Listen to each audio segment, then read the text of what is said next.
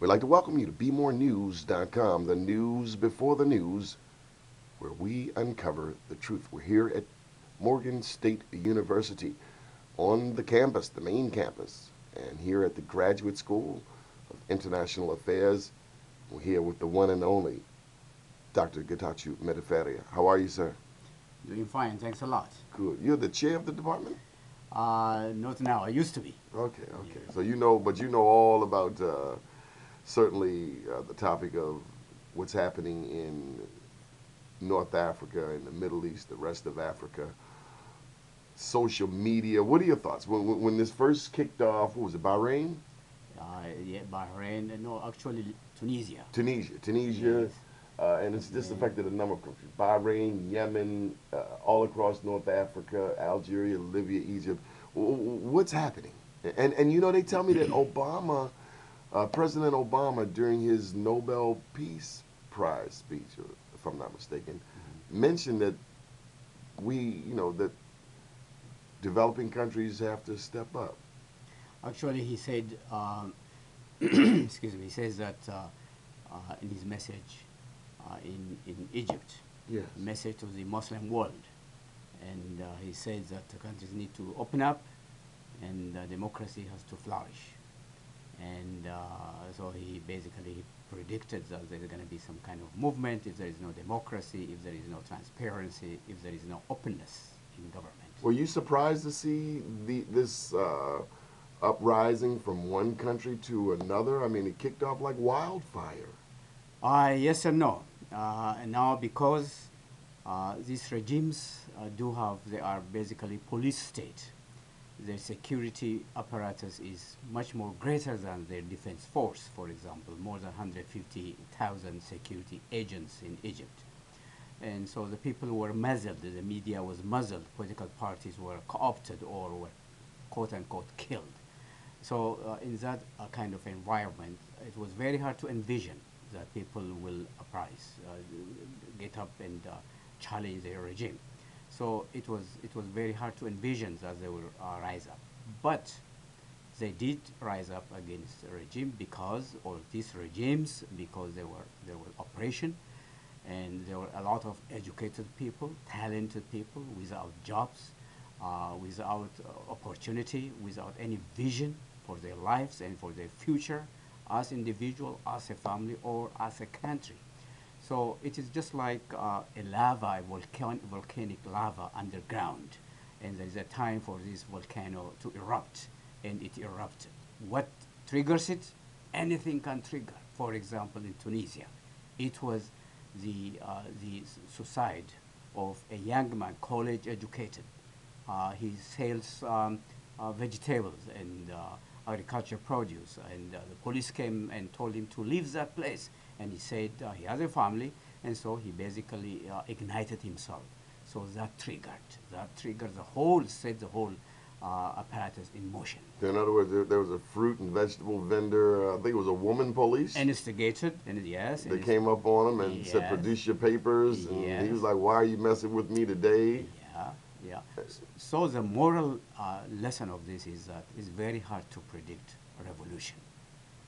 It can take in a country, it can take place today or tomorrow, but eventually when there is a gap, an increasing gap between the haves and the have-nots, when there is no opportunity, when there is no transparency in government, when or where there is the government, there is corruption, for example.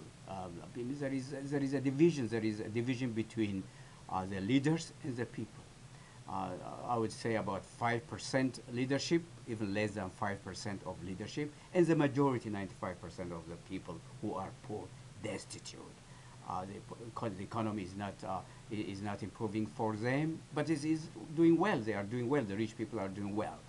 So when you do have this kind of disparity, it is maybe it is predicted that there is going to be a revolution unless governments come to their senses and then provide jobs, provide equal opportunity, and do away with corruption and create transparency and create true democracy where people do have a say, where the media can write and air is opinion, it's vision and everything. So when there is that kind of close society, eventually the door is going to crack open. Okay, will women improve their lot during such a change? Women Their are station in life? women are always oppressed, even during freedom. I mean, even during the protests, they put the women in the back, right? Yes, But yes, that's Muslim yeah. culture too, right? Well, not necessarily. Some of these, Hmm. the women in some of these countries, in Libya, I mean, not in Libya as well, and in Egypt, they are very progressive. Some of them are very progressive. Mind you, Egypt was a trendsetter in the Arab world. Trendsetter. Yeah, trendsetter. Hmm. It is a cradle of civilization. People had democratic right. Actually, there used to be a saying that you author a book, you write a book in Egypt, you publish it in Beirut, and you read it in um, London, no, hold on, you have to the capital city of Iraq. Baghdad. You publish it in Baghdad. So Okay. you author it in Cairo, you publish it in Beirut, and then you market it in Baghdad because people in Baghdad were readers. Okay. And so we have to remember that this area, including Mecca, was at one point the academic center of the world. Of course, the University of Alexandria, for example. So Alexandria is basically a Christian city historically. That's where Saint Mark was buried. Okay, so the And no doubt a lot of other things come out of y- that culture: yes, algebra, yes, geometry, yes, yes. physics. The Al Azhar University was the oldest university. It's just like Timbuktu in West Africa in Mali. Okay. So this was for from a Westerner's understanding. This was the Harvard, the Oxford of this era, of that era. Definitely, that's where the universe, the center of the universe was. Hmm. That's where people congregated, scholars, lawyers, Hmm. uh, all of this came congregated in that area. So it was a beehive of activities there, civilization, intellectual stimulation, and all of those things. As we try to, the whole purpose of this interview is to help us Americans, African Americans, better understand the Western media's coverage of what's happening in the Middle East. I hear things from certain media outlets, certain television stations, and I'm not sure that they represent or say things that I would say. For instance, lately I understood today on CNN that journalists are being cracked down on in Libya. Well, last I checked, Muammar Gaddafi did not invite the journalists. They kind of, as some of the first towns were overtaken by the people, the journalists then went in upon their own. But as Gaddafi took over those towns, I mean, common sense said that they didn't want you there at first. So what makes you think he's going to let you stay? I think Uh, two journalists they said were missing. I think four of them Four. are missing. But I wasn't surprised. Should we as Americans be surprised that that happens? I mean, Well, it's like the Somali pilots. Honestly, I mean, you don't get lost in certain neighborhoods. hmm No disrespect to the people who died, but they don't play over there. It's a different set of laws. there is a different law, as you said, and different way of looking at things. So it's very different in the sense that the Western media has got its Western value, Western biases as well.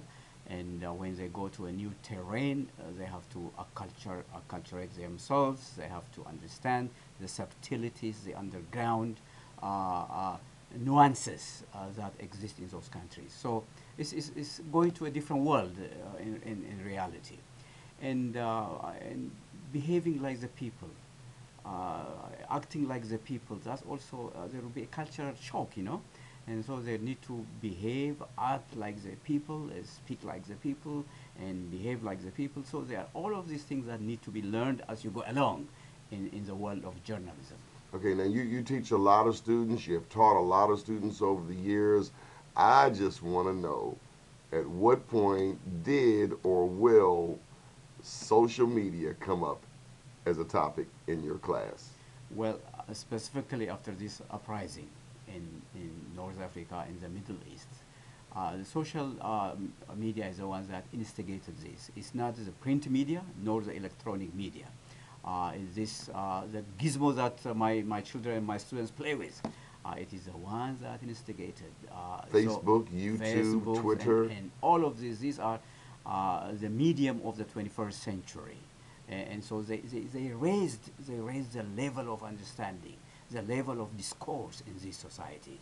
The traditional media, they self-censor, they censor themselves, or they are controlled by governments, or they are aware of their licenses, so they are very much self-censored. But those social media, they communicate between people outside of the outside of the realm of government, you know, and so that made it very important and very dynamic, and also impacted a lot of lives, specifically the young people. In most societies, young people under 30 are 60% of the population also. These are the future of the world.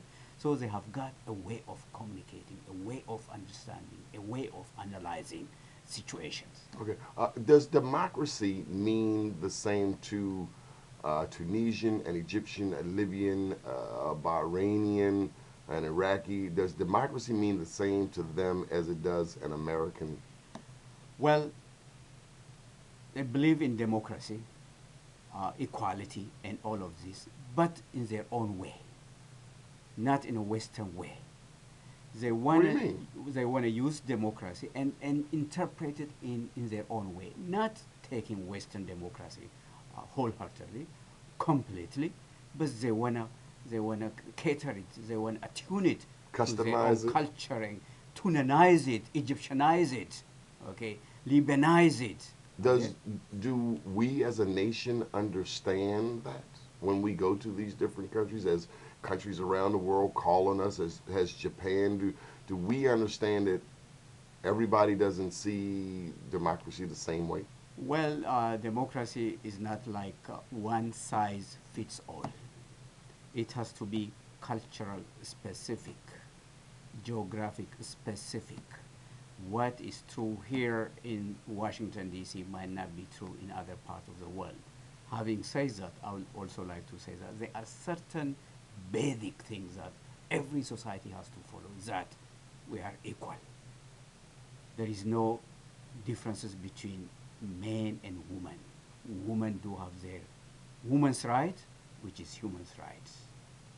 And ethnic groups need to have, minority groups have their rights. They need to have a say in their governments, in their society. So that is fundamental thing. This is not government given right. These are God given rights. And government do not take it away from you, and they cannot give it to you. What It do is you God. what do you see as the future for North Africa, the Middle East? Couple of things. One is that these governments have to listen to their people.